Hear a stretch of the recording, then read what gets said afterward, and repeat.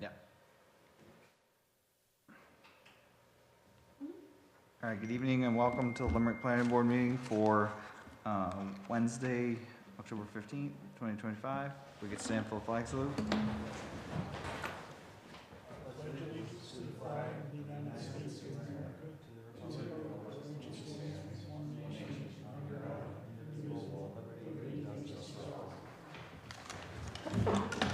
Shut this thing off.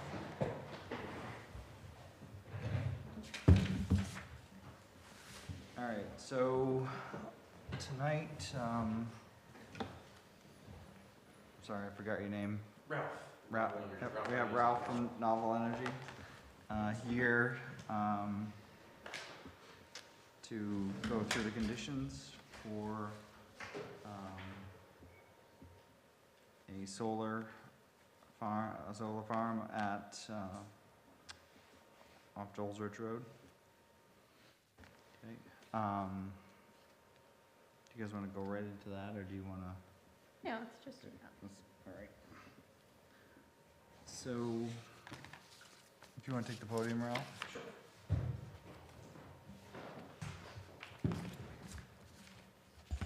Good evening. So Ralph Adenizio on behalf of Novel Energy for the record.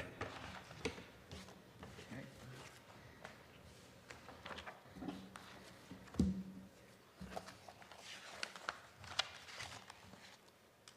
Did you want me to read them, or how do you normally? Normally someone from the board reads it, but I'm happy if somebody else reads it, that's all. Is it because of the glasses? Yeah, that's was here part for of that. it. That's part of it. All right, I'll go through it. Okay, so we'll go through one at a time and then Yep. make a finding on those. Okay, so number one, will meet the definition specific requirements set forth in the ordinance for the specific use.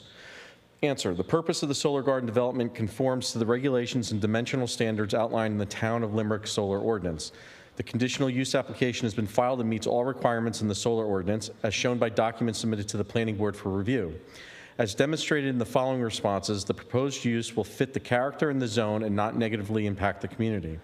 The proposed solar facility will provide electricity to the local electrical service provider and will support Maine's initiative to progress to greener energy solutions and the betterment of the town of Limerick. These factors will contribute to the general welfare of the public and provide a service to all residents of Limerick. The development of this site will also come at no expense to the town of Limerick and requires no public utilities. Okay. Stephanie, there's a lot of feedback.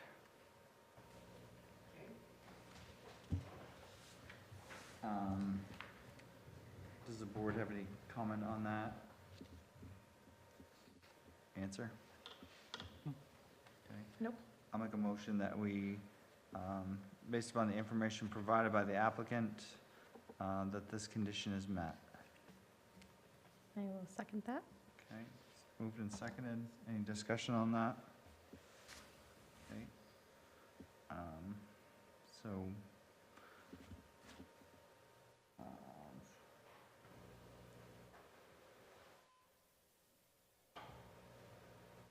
one thing that we normally say is that this is a conditional use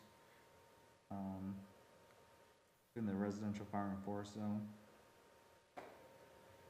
So, that's correct, isn't it? That zone's residential farm forest? Stan, that's residential farm forest, right? Yes. Okay. So, I just want to add that it's residential farm forest and it's a conditional use permit.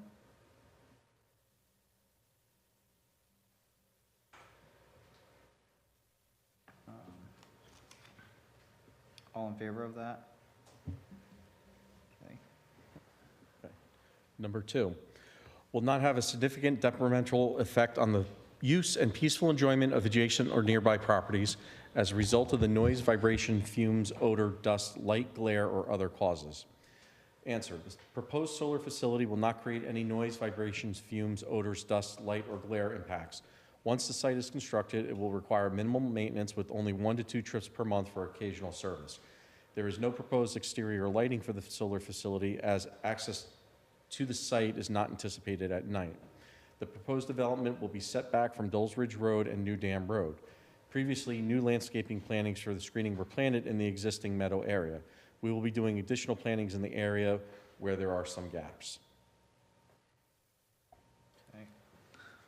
Make a motion that, based upon the information provided by the applicant and the applicant's answer, this condition is met. I will second that. Stana, is that all set with what's there for plantings and filling in the gaps? They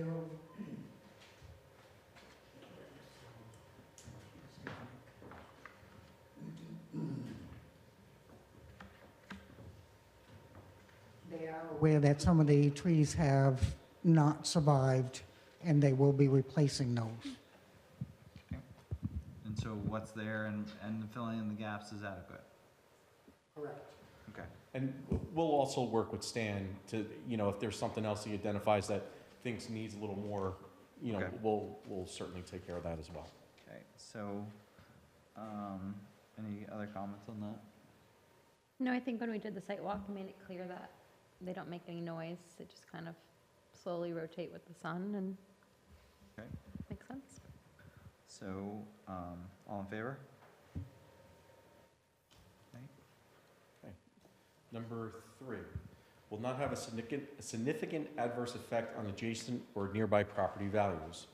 Answer, the development of the site will not have a significant adverse effect on the adjacent or nearby properties. Although there are some residences within the proximity to the site, the residences have vegetative buffers between the road and their property and are also set back from the public roads. The proposed development will be set back from the road, as well will be screened by landscaping to reduce the site of the proposed ground-mounted solar facility. With these measures in place, the proposed site should not have any significant adverse effect on the adjacent properties.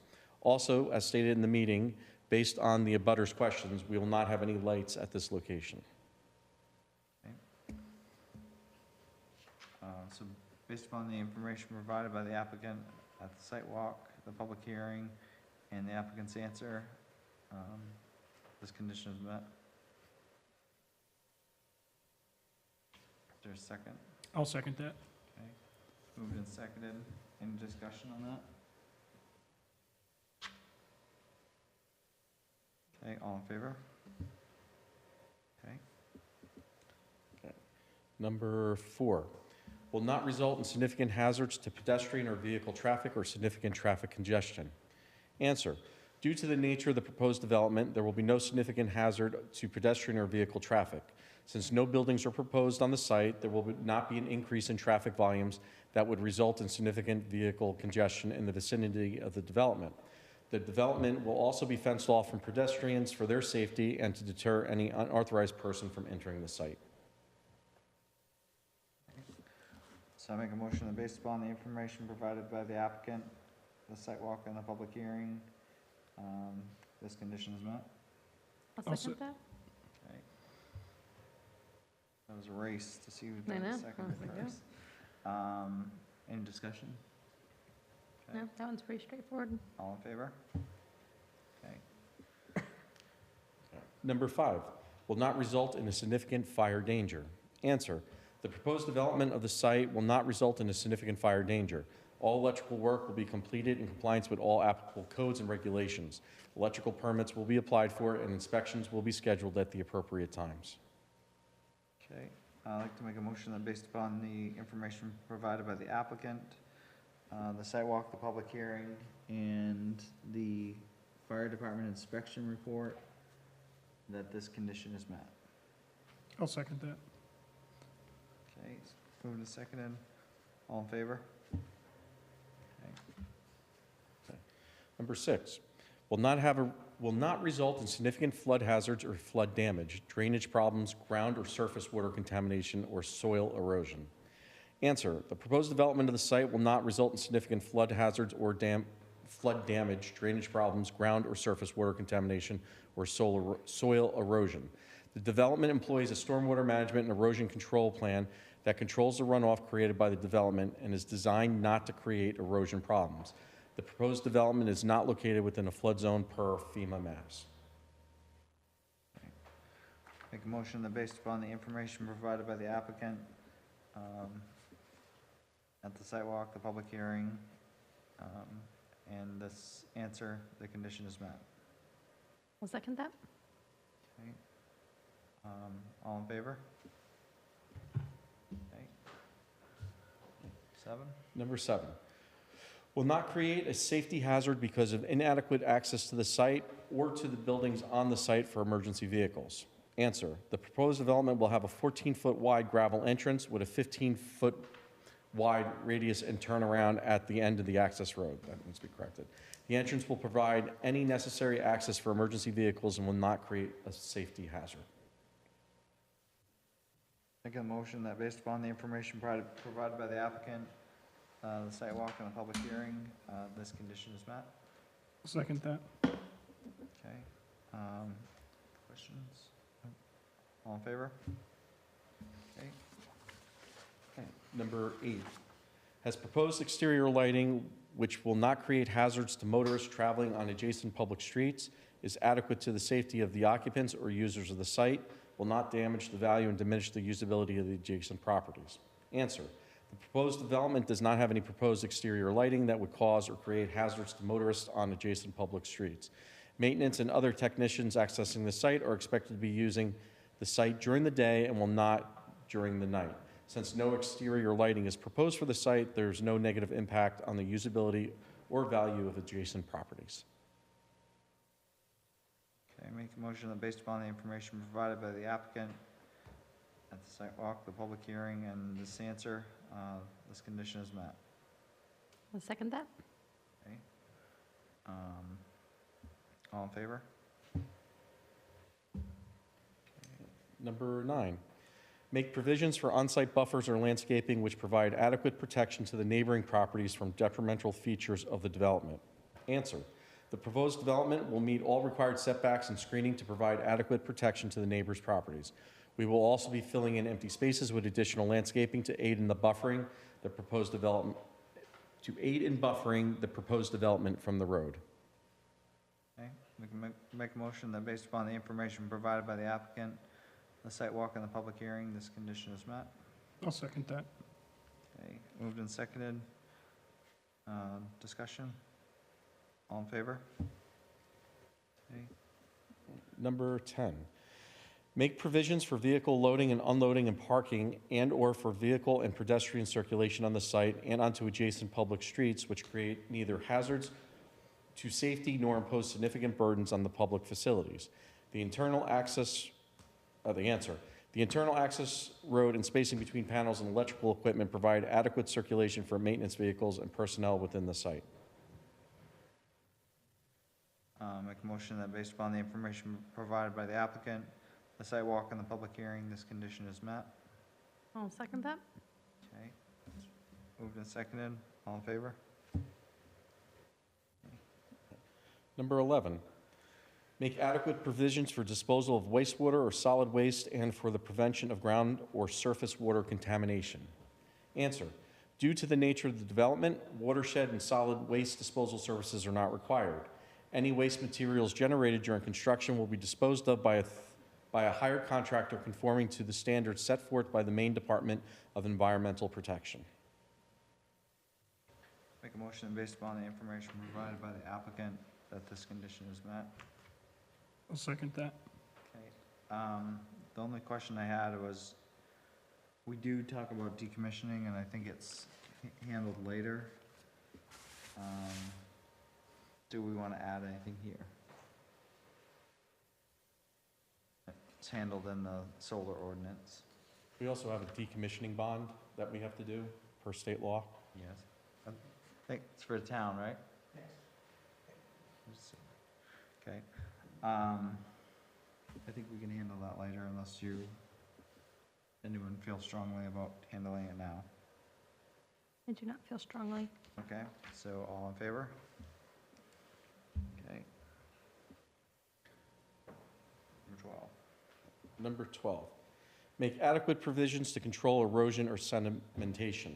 Answer, The proposed development of the site will utilize the Maine Department of Environmental Protection best management practices and techniques to reduce the control erosion both during and after construction is complete.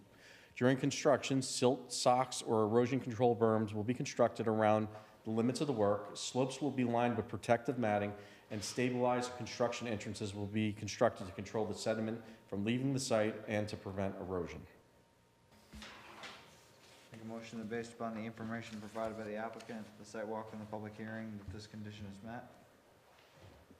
I'll second that. Okay. All in favor? Okay.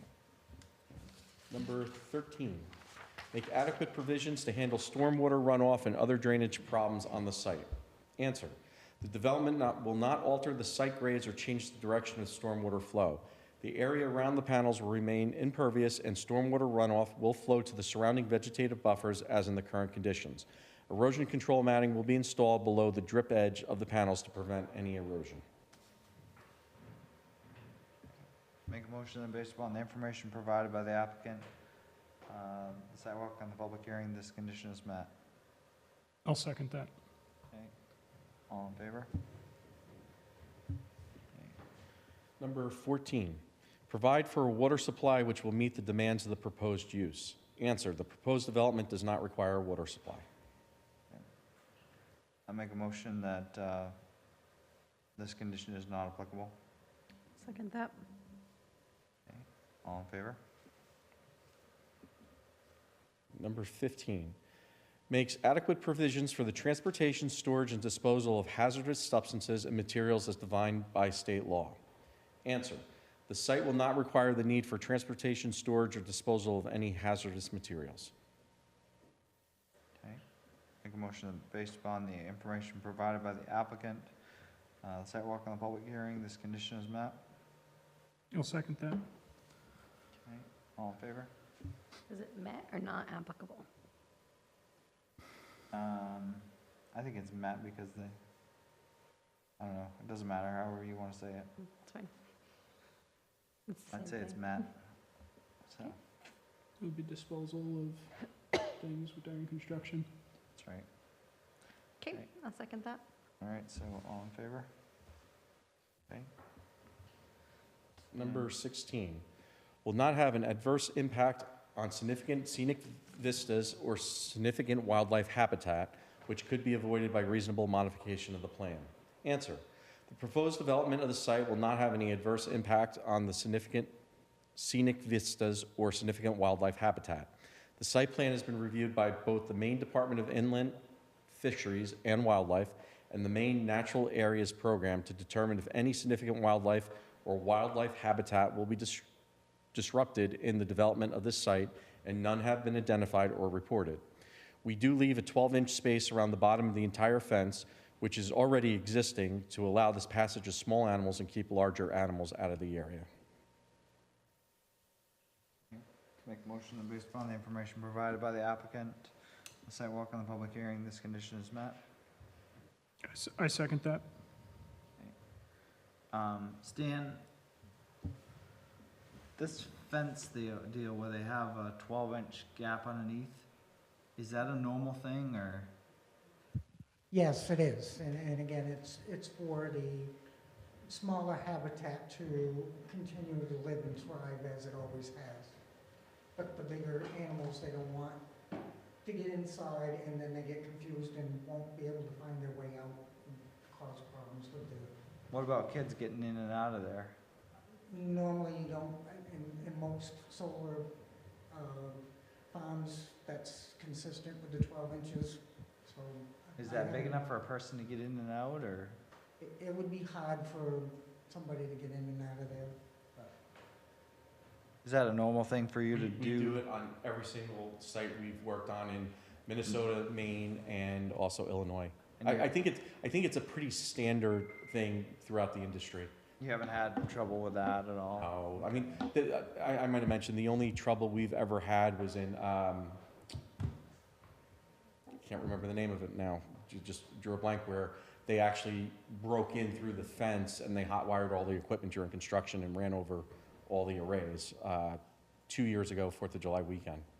So, but That's the only problem we've ever had. When it comes to, I mean, it's big enough to allow even larger turtles to go in and out. That's the whole idea, and, you know, like foxes and things like that. But generally, where we build, we usually don't have to worry about kids or people trying to get in, because there's nothing of significant value for somebody to try to steal. And if they're gonna steal something, they really need to open up the fence and back a truck in to try to get anything out. So as far as like kids getting electrocuted or something like Now, that? everything's, all the electrical equipment are in cases which are locked. And, you know, if you were touching the panels, walking on the panel, you wouldn't get electrocuted from them. All right, so, I have a motion and a second. All in favor? Okay, thank you. All right.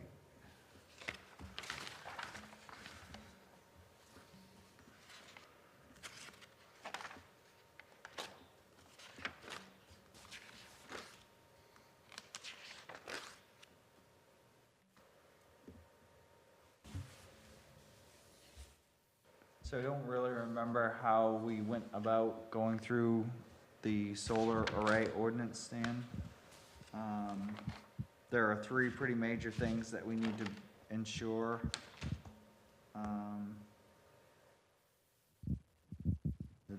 Four things, I guess. So there's a site plan stamped by a certified registered engineer, Which you have. a revegetation plan for cleared areas with appropriate plantings that are native to the region, and the facility is decommissioned, when the facility is decommissioned. We have that. Yes, so so the first two items you discussed, that's part of the whole civil site plan. We have the planning plan in there. Also, it's stamped on the front. Okay. And then the decommissioning plan was a separate document, that you had received. Yep.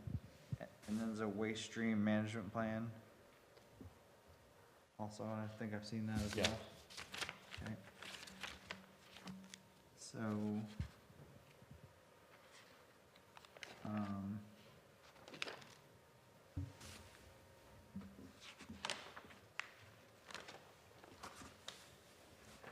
I'll make a motion that section 5 under site plan review, the 4 conditions are met based upon the information provided by the applicant, the plans and such. I second that. Okay. Any discussion on that? No? All in favor? Okay, thank you.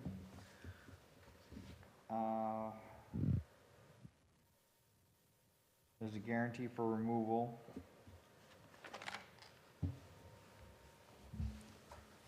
And that's handled by you, this guarantee, the guarantee for removal and the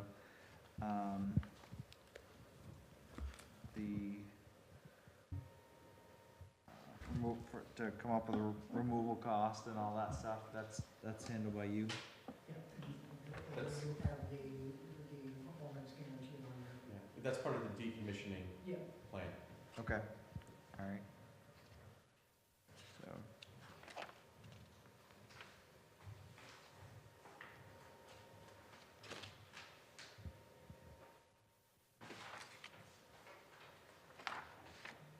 So, I guess I will make a motion that,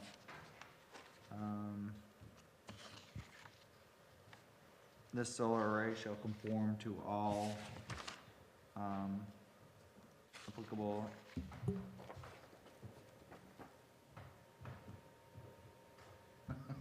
thank you. So, sorry, all applicable portions of the solar array ordinance. So, we'll make that a motion, I'll second it. okay? So, any discussion on that? Sorry. All in favor? Right, and then I will make a motion that we grant this, conditional use for the solar farm. And that this approval is dependent upon and limited to the proposals and plans contained in the application and supporting documents, including the supplemental and revised plans, the oral representation submitted and affirmed by the applicant, and the conditions of approval proposed by the board. Any variation from the plans, proposals, or supporting documents and representation, except a change determined by the code enforcement officer, be a minor change that does not affect approval standards or conditions of approval, is subject to the review and approval of the planning board prior to implementation. Is there a second? I'll second. Okay. Motion and a second. Any discussion? Okay. All in favor? Okay. So there wasn't, you don't have any other questions, right? Okay. How about you?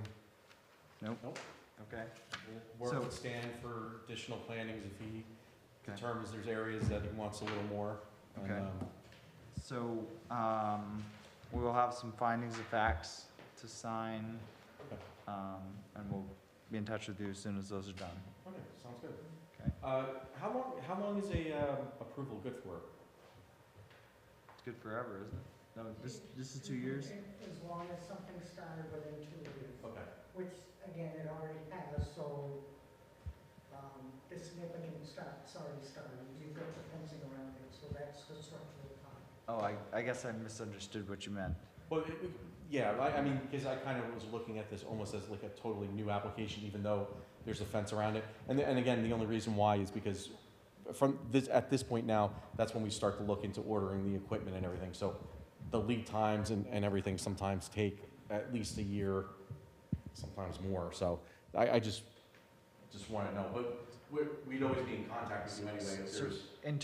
You're talking in terms of the building permit, basically, in terms of that Well, the aspect. building permit's a separate document, correct? Right, but as far as, The conditional use, if it hasn't been acted on within 2 years, Right. okay, goes away. But they've already done a substantial start, which is structural, they put the fence up. Land work and groundwork doesn't count as a substantial start, so, but the fence is up, the trees are in, we do have some that need to be replaced, Right. that's it. okay. So we would have to pull a new building permit though? The building permit expired, Yeah. and I will approach the select board, because some of the, pricing structure of the fee schedule needs to be corrected to be fair or more Yeah. consistent. I'll get in touch with you about that. Okay, so, Thank you you. everyone for your Yep, time. thank you. Appreciate it. Have a good night. Have a good night. all right, I need to find my agenda again. Carrie, I lost it. Okay, we have some minutes, but they're not completed, so skip over that. Copy of the proposed budget for 2026 for the board approval. Anybody take a look at that? Yeah. Okay, The same as last year. so our budget, proposed budget is the same as last year. And we really don't know how we did. You won't know until December 31st. All right, well, sounds good. So I'll make a motion that we submit this as our budget for 2026. I'll second that. Okay, moved and seconded. is All in it favor? normal not to have any legal fees budgeted for? So, so normally we, in the past, the legal fees have been not assigned to the specific board. I don't know what's gonna happen down the road, but at this point, so if they do change that, then we would need them to put a certain portion into our budget for legal fees. I'm talking to Stephanie. Okay, so, all in favor of that? That's fine. Okay, Just wasn't sure what the process was for it. all right. Let's see. We have some correspondence from Stan regarding a violation letter for CIA salvage. And then some more information regarding, an appeals board minutes from, February of 2014. So, I think, do you need to talk to us about it, or are you just happy to tell us that there's something going on and we'll monitor it?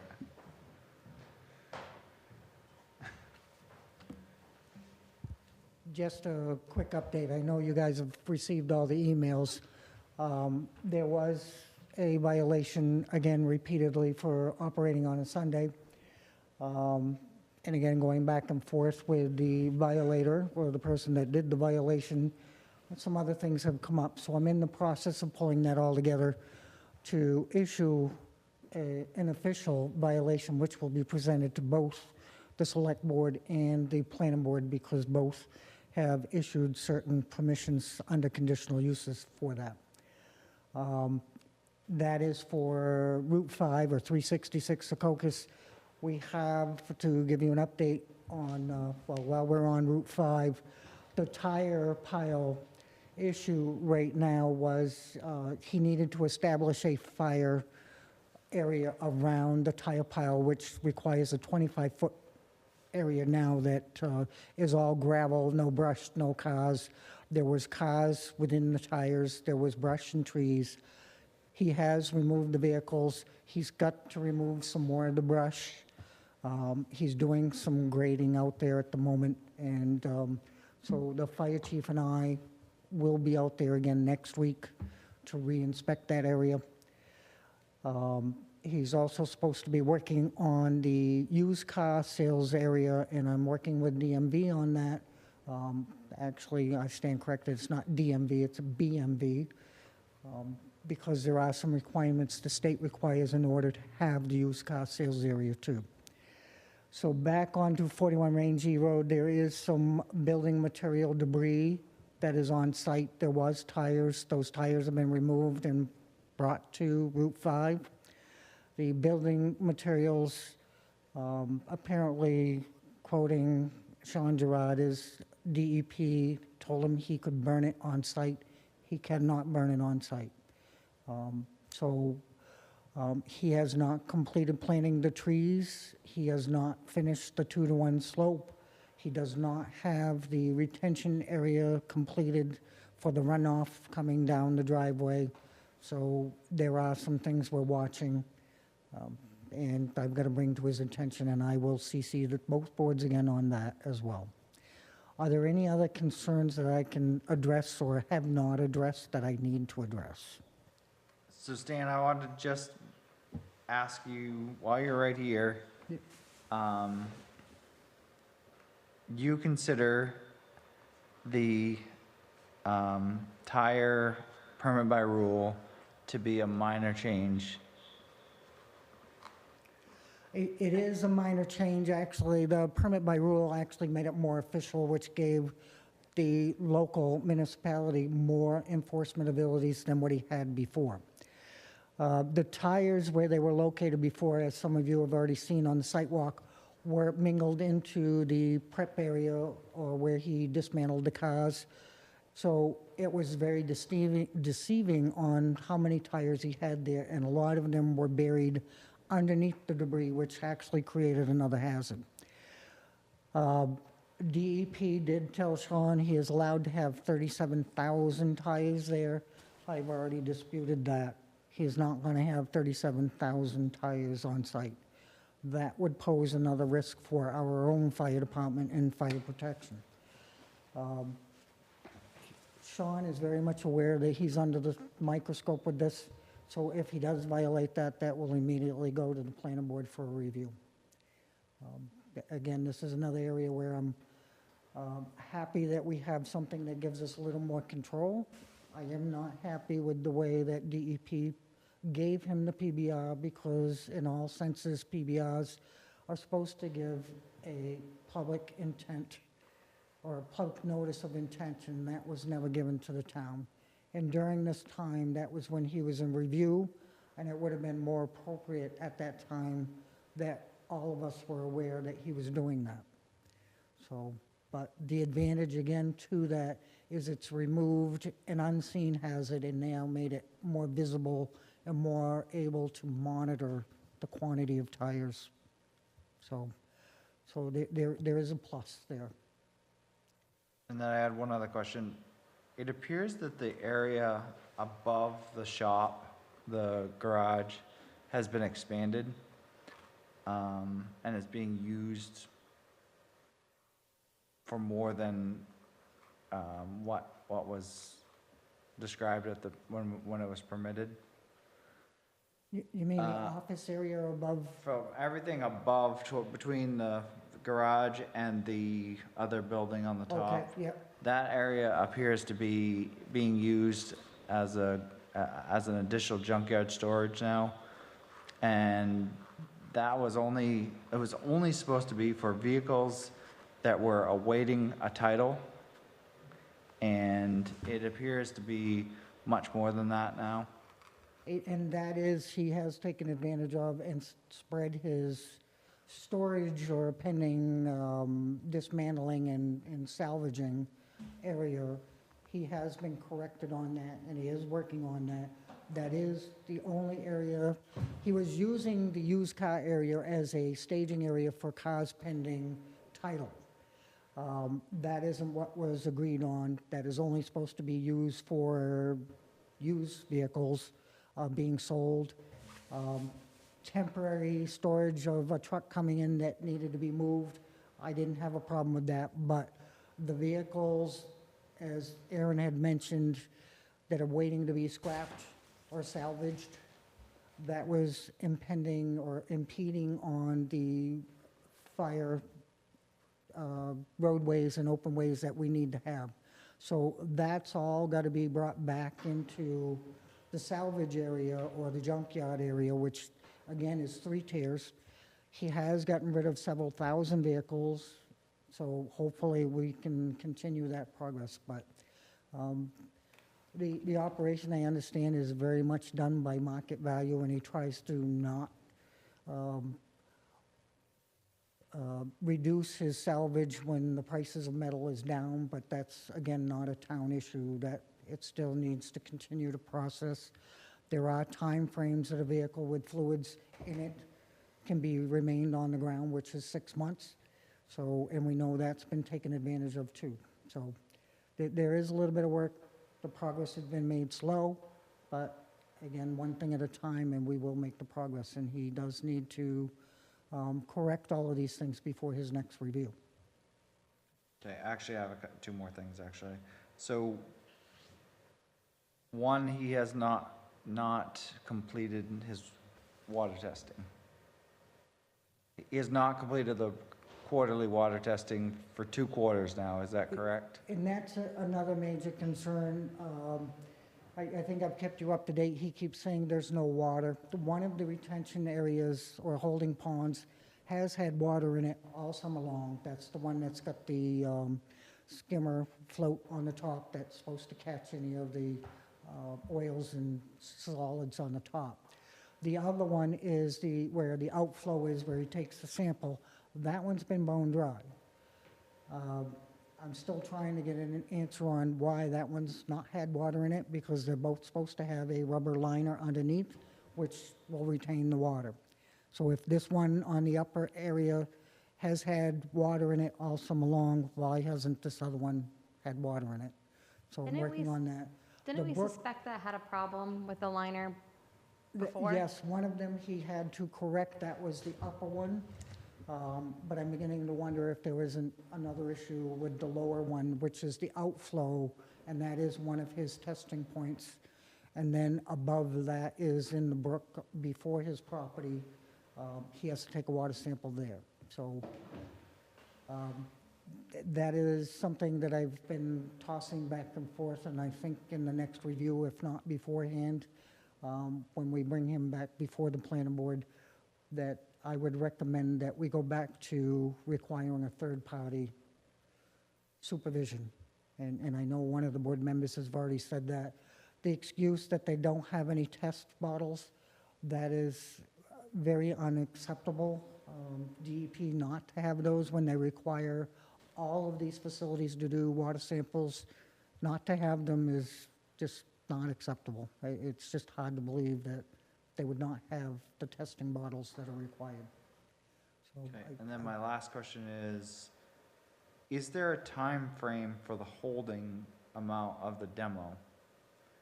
Yes, there is, and he has been told by DEP, and I know that DEP has allowed him to have that a whole lot longer. The demo is not supposed to sit there, it's supposed to come in and go out. That demo or the CDD pile has been there for at least 3 years. It has now started to be reduced, and it now is staying on the pad where it wasn't. And that is another area that I had sent you pictures that I had received that showed some oil film on top of the water. So, again, there's been some issues this summer, and we're dealing with those. I am insisting more that DEP puts some things in writing because I don't like to hear, well, he said it's okay. I want it in writing. Does the board have any questions for Stan regarding this? I know we wanted him to come here, there was more than just me, so. So I guess my questions are, if there's so many violations that are happening, like at what point, like how long do more and more violations keep going before something is But done? And it's a very good question, and my stance has been on that for many, many, many years prior to me. None of this was enforced, and the planning board struggled and struggled and struggled, and this became actually a bi-monthly issue where he was here and took up hours of our time. Now I'm here, he understands that we're going to enforce these as long as he's making progress in anything new he needs to address right away. But the ongoing violations, as long as we're making progress, I'm okay with. I can't expect him, and it would be unreasonable for him after 20 years to be told, you gotta fix this overnight. It can't be done, it's not even realistic. So, but he does know there's an urgency that it does have to be fixed, and some of this stuff has to be done. I am a little perturbed, and it's my own fault that he is allowed another 2 years to get away with not fixing the pads. Those have been an ongoing thing that's been kicked down and kicked down and kicked down, and DEP has admitted they've allowed it, so now they are starting to put some pressure on that too, as well as the CDD area. He had to stop taking in that stuff because the pile was too big, so he still cannot take anything in until we see that pad underneath has been exposed, and then he can take some in, but it needs to go out in a reasonable time. Nothing, one of the other criterias that he was continuously in violation, which was concerning, was the vehicles sitting on the ground in the area of the sand and gravel aquifer table, which are where these pads are situated, are not supposed to be there. Those pose a very high risk for the aquifer table. So those have been moved out, and again, that's another constant babysitting job, if you will, that has to be watched, because there is a lot of activity there, but I want, the goal is to have him have a manageable amount of salvaged vehicles and not the stockpile of them that we can't control. Okay. Did that answer your question, or yes, no? I mean, yes, but I'm just wondering, like, What's the repercussion of a violation, and at what point, how many violations equal a bigger repercussion? Again, if he gets into an area where he stops doing the progressive movement forward and accomplishing things, at this point, he is going to get a violation. Those have to go to the planning board and to the select board. And at that point, what you guys are required to do or asked to do by ordinance is to have a public hearing. It is up to you and the select board to determine discipline up to and could possibly include revoking his conditional use. Okay. One of the other things he has never, ever been held accountable for, and it was miscommunicated with the town attorneys 2 years ago. He does, in fact, if it costs the town money or excessive money where the planning board absorbs any cost or the town does, he does need to reimburse the town for that, including an excessive monitoring of my time, because my time is paid for by all of the taxpayers. So if I spend more time than is reasonable trying to manage him, then he needs to reimburse the town for that. So we are, and I do apologize, it's taking us longer, but he gotten away with it for so long. And I can say that at least with this board, this current board, and our efforts and Merrill's efforts, at least we're not sitting here every other week arguing with Sean for hours on end. So, Okay. Thanks, Stan. Anything else?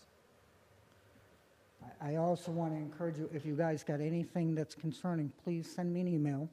You can send it to all of the board members, but I'll be happy to address those. Merrill comes in and visits me every week, so he keeps me on my toes. Don't go far, because Merrill's here and he's got some Yep, questions. I'll take the seat right here. Yep.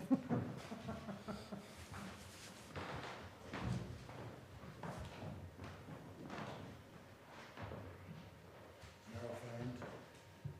Wow, that was a ton of great material, but in any case, I want to just focus on the one that I've been here before to discuss, and that's the permit by rule.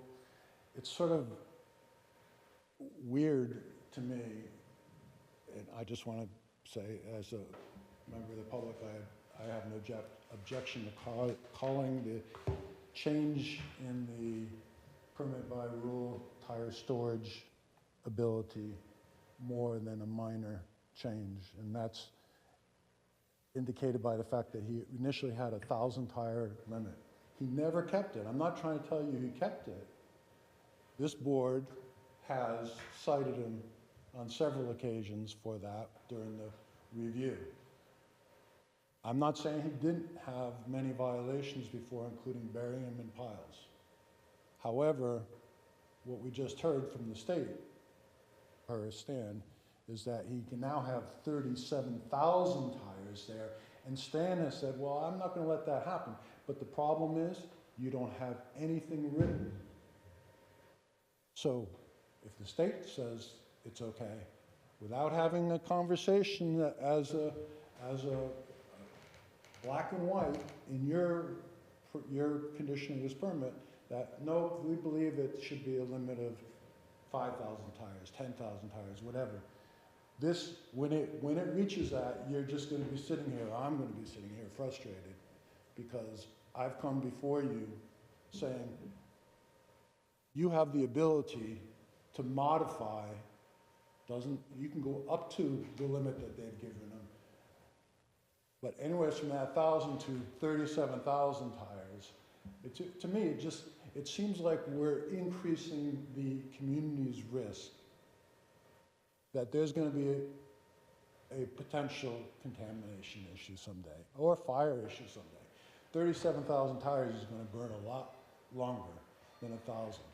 And we all remember, whether it's the chemical burns that were down in Pennsylvania or whatever, I have no idea what tire burns contain as toxic material, but if that starts, 37,000 tires is a lot. I consider it a lot more than minor change in a conditional use permit.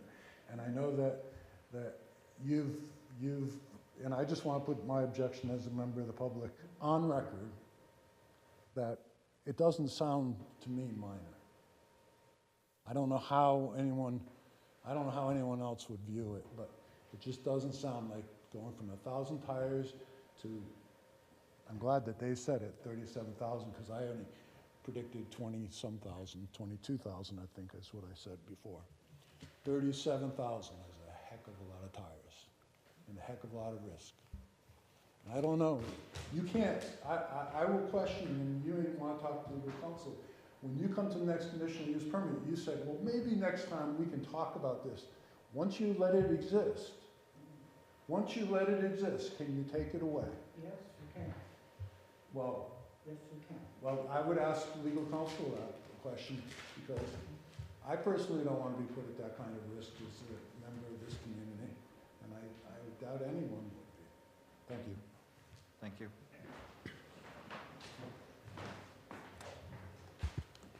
Okay. Again, so that we don't get into the scare tactics and the concerns. The tire pile that was there, that was combined with the debris in the recycling area, was as big, if not bigger. It's just we were not able to see it and verify the amount of tires.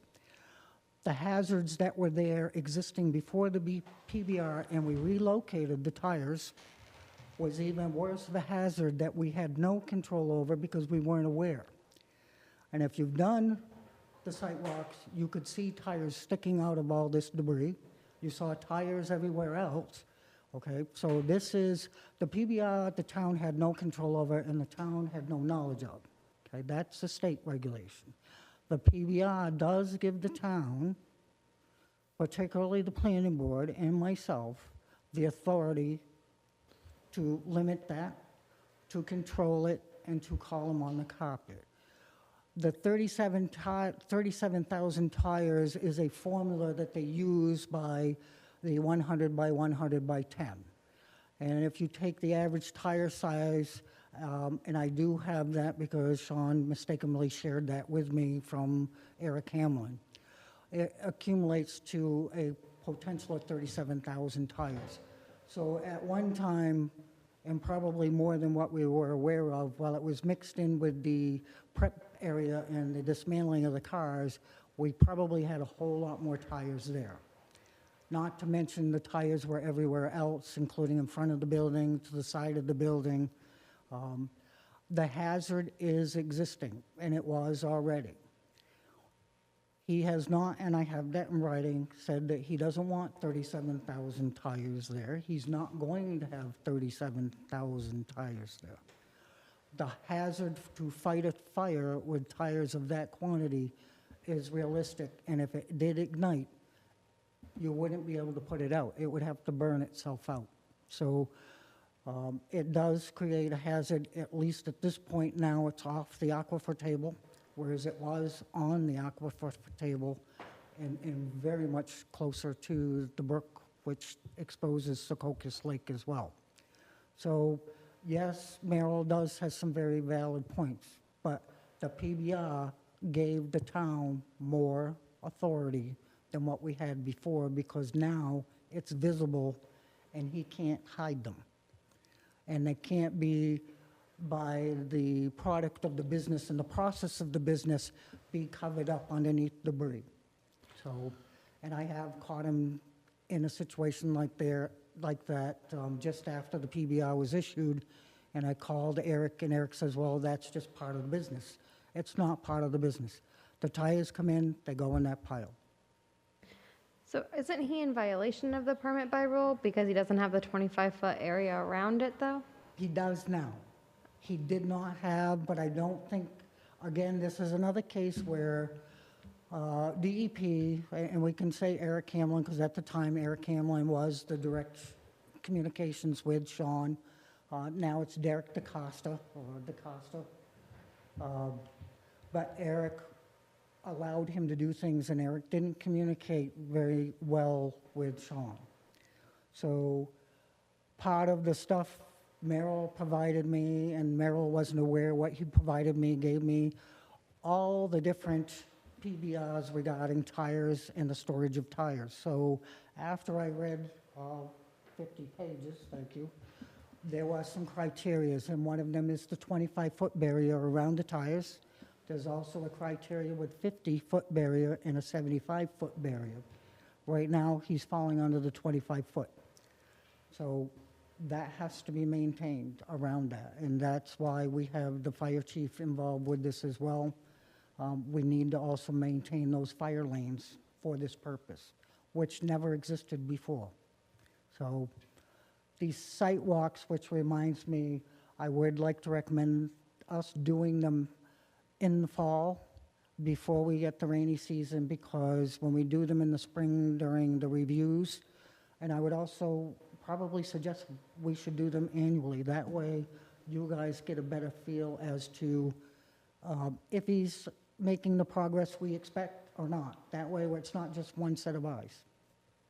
So I do have the aid. I do have a bird that takes aerial views. So I do get to see a little bit of difference, which I try to share with everybody too. But a hands-on view and a site walk really would probably help.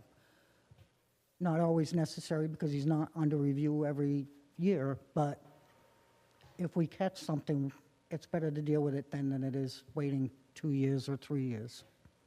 So, That brought something up when you were talking about the sidewalks. So one thing that's been happening is the permit is due, let's say September, and it doesn't get turned in until maybe October, or maybe the last day that it's possibly could be due. And then we have to start basically without a license and move forward, and then the permit is good from the date that we approve it forward. and yes, that's true, what Aaron is saying, what's happened in the past, and I think this was clever on the applicant's behalf too, because if this gets delayed, I do know the original one that I've seen, this has been ongoing for years, but I think the one that I noticed the most was in 2019. When he started it, it started in September, which is an ideal time to do a site walk because it's the driest time of year and you can walk around the yard and see. But if it gets delayed, the next review is set from the time that the approval or disapproval is, or if there's an appeal, then the appeal drags it out longer. So he's actually managed to get, I would say, at least another year out of these reviews and consistent. So we're at a point now, this should not happen. And if the planning board wants to reinitiate the Septembers, or we can do October, which isn't a bad time, then that's what we'll do. But I think that might be something that we want to think about, is actually putting a time frame on it that they will always come due in September, or it'll always, no matter what happens, it's always going to come due in September. And I agree with that, and since you brought that up, there's a couple things we need to review, or we should review, verbiage-wise, and your fees. So Those that's are the something two. that we might want to consider as far as ordinance-wise, Yeah. So I guess if we're good with that, I'd like to ask you about the moratorium and if we're supposed to be doing anything with that. Yeah, and again, the first thing on the moratorium is the comprehensive plan needs to be reviewed. But the planning board is not hindered with the process of the applications with conditional uses and stuff, and those, I would recommend reviewing the fees on that. I know with the subdivisions, you take a deposit with the application fee, and then that deposit's credited. That isn't consistent with what other towns do anymore. The application fee should be a non-refundable fee, and then it's the per lot fee. So those things I would consider, but there's some verbiage things that need to be put into place that gives the planning board authority and will eliminate the loopholes that Sean has been very savvy and has picked up on. So, which is, you need to reapply 30 days prior to the application expiring, or the conditional use review expiring. He waits until the last minute, and he's not the only one. There are others that get just as savvy. Steve McLean is another one. He called today. So his is already past due, but his is a renewal. And so there's got to be a little more consistent. But if there's a verbiage piece in there, that gives us the authority to say, well, I'm sorry, it's expired. We don't do that. So, but right now, he will take it to the last day, and that will buy him 30 days. And then we'll get into the arguments, and he'll end up with an extra 6 months, and then by the time he's done, he's got another year. So those are the things. And this is part of Merrill's frustration, too. We get hung up on these things, and legally, we have to go a course, and either we spend a lot of money in legal fees, and if we don't have our I's dotted and the T's crossed, we can't recover those fees. It's a direct cost to the town. But if we do it correctly, we can recover those costs. And I'll guarantee you, he will not do that because he already knows. And then, I guess, something else on the subdivisions. It appears to me as though getting the base coat down of the hot top and the road in before permits are issued has been a good practice. And I would kind of like to see that be our practice going forward. Yes, and I penciled that in on my copy of the ordinance so that when I'm talking to people, they're aware this is going to be required. And we will put it in writing. That way, there's a step-by-step process. It's been debated whether the base coat isn't really one that if it's affected by the construction, that's going to cost the town money.